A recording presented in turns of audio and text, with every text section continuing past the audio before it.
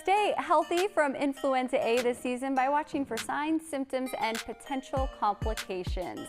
Dr. Eric Stanek, Chief Medical Officer of DoctorsNow, is here for today's Hello Health, and we're just chatting throughout the show. We all know someone, I know people who are sick, lots going around, especially influenza A. Yeah, there's all sorts of respiratory virus going around this season. There always are around cold and flu season, which happens in the wintertime. People are gathering indoors. A lot of these viruses are respiratory, so it's transmitted through respiratory droplets, people in close contact with each other. Talking, sneezing, coughing, even just breathing can transmit a lot of these, and influenza A is no different. This year has been, there's been very high rates of influenza A.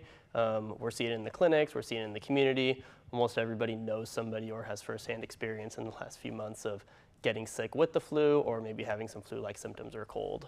Yeah. With influenza A, and I guess a lot of people, that's called the flu, right? But people put the flu term on a lot of things, it seems. Yeah, the term the flu is used colloquially to describe a lot of things, even just like a viral gastroenteritis like norovirus, which is also going around, can be termed as the stomach flu. Okay. Right? But in terms of what the flu is it's influenza. So it's influenza A and influenza B are the circulating strains. This year, as well as last year, influenza A has been the dominant strain, accounting for over 90% of the cases.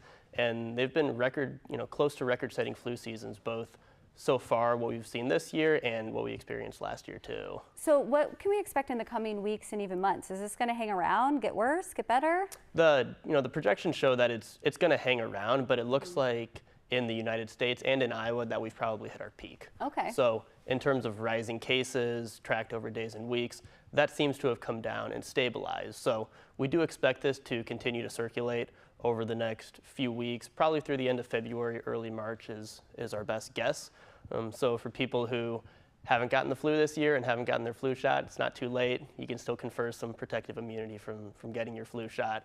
But in general, keeping an eye out for signs and symptoms of the flu is really important, because if it seems like you're coming down with something bad, you want to get in early, get tested, and get treated. It can shorten the course of your illness and shorten the severity of your symptoms too. What are signs and symptoms? Because as I said, a lot of times too, if you have a cold, you're like, is this the flu? Is this the cold? How do we know? Yeah, so influenza makes itself much more known to the system than a lot of the other respiratory viruses. Like you're sick. You're sick. And a lot of times it's a bunch of inflammatory symptoms that happen all at once, right? So when people catch, a cold virus like a rhinovirus or an adenovirus or something like that, they get a cough, some congestion, maybe a sore throat, maybe a low-grade fever, but sticks around for a couple days. People feel fine. They have some lingering coughing congestion that persists afterwards.